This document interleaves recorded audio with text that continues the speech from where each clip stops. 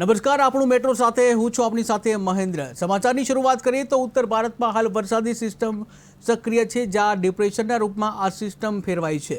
ત્યારે હવામાનવિદોની આગાહી મુજબ તેનું સિયર ઝોન ગુજરાત સુધી લંબાય તેવી સંભાવના વ્યક્ત કરવામાં આવી છે। ત્યારે આ પૃષ્ઠભૂમિમાં આગામી 19, 20 અને 21 જુલાઈ દરમિયાન રાજ્યના કેટલાક વિસ્તારોમાં સામાન્યથી મધ્યમ અને કેટલાક આઇસોલેટેડ વિસ્તારોમાં ભારે વરસાદી ઝાપટા પડી શકે છે।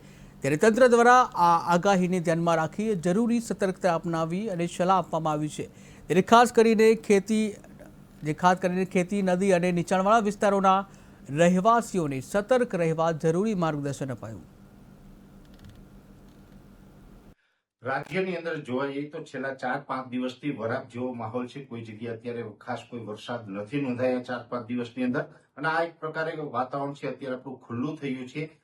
અત્યારે ગુજરાત ઉપર કોઈ જ પ્રકારની વરસાદી સિસ્ટમ છે તે સક્રિય નથી, પણ હવે આવનારા દિવસમાં ફરીથી એક વરસાદનો રાઉન્ડ ચાલુ થાય તેવી સંભાવનાઓ છે। જો કે વરસાદનો રાઉન્ડ ચાલુ થાય એ પહેલા પણ હળવા છૂટાછવાયા ઝાપટાઓની અસર છે એ ગુજરાતમાં અમુક વિસ્તારોમાં જોવા મળશે, જેમાં ખાસ કરીને હાલની સ્થિતિ પ્રમાણે જોવા જઈએ તો આજે તારીખ છે 17 જુલાઈ 2025, અને આજ રોજ પણ ઉત્તર ભારતના જે ઉત્તર પ્રદેશ અને બિહારના અમુક વિસ્તારો છે એ ઉપર એક વરસાદી સિસ્ટમ સક્રિય છે, જેમાં ખાસ કરીને અત્યારે એક લો પ્રેશર છે, ખૂબ મજબૂત લો પ્રેશર છે એ પ્રયાગરાજ અને ઝાંસી, ઉત્તર ભારતના પ્રયાગરાજ અને ઝાંસી વચ્ચે એ સક્રિય છે, અને અત્યારે ધીમે ધીમે ઉત્તર પશ્ચિમ દિશા તરફ આગળ વધી રહ્યું છે। આ જે લો પ્રેશર છે આગળ વધી રહ્યું છે તેનો સિયર ઝોન છે લગભગ આપણે 19 તારીખે વહેલી સવારે ગુજરાત સુધી લંબાય તેવી શક્યતાઓ છે, જેને કારણે 19, 20 અને 21 જુલાઈ આમ 3 દિવસ સુધી રાજ્યની અંદર છૂટા છવાયા હળવા સામાન્ય વરસાદો જોવા મળે તેવી શક્યતાઓ છે, જેમાં ખાસ વધુ અસર છે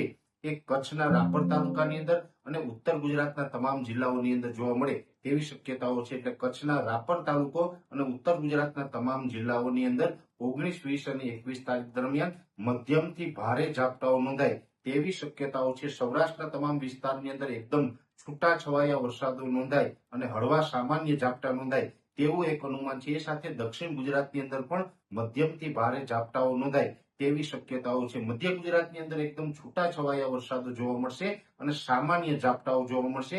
મધ્યપ્રદેશ બોર્ડર લાગુ વિસ્તારમાં પણ એકદમ સામાન્ય ઝાપટાઓ હશે। એટલે જે 19, 20 અને 21 જુલાઈ આમ 3 દિવસ જે રાજ્યની અંદર વરસાદો પડવાના છે તેમાં ઓલ ઓવર ગુજરાતની અંદર લગભગ 50 થી લઈને 60% વિસ્તારની અંદર છૂટા છવાયા સામાન્ય ઝાપટાઓ જોવા મળશે। જોકે કચ્છના રાપર તાલુકો અને એ સાથે ઉત્તર ગુજરાતના જિલ્લાઓની અંદર ભારે ઝાપટા જોવા મળશે। આ પ્રકાર